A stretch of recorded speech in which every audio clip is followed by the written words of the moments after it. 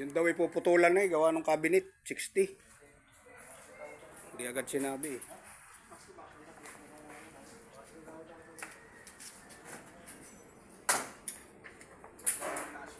Yan, bago kayo lumipat bukas, tapusin na muna yun.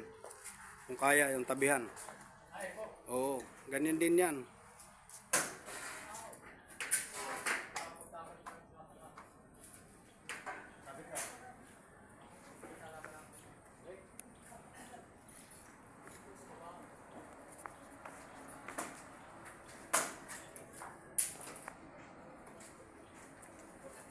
Ayusin nyo ang kulang paglalagay ng ano yung sealant para naman bukol-bukol na yan.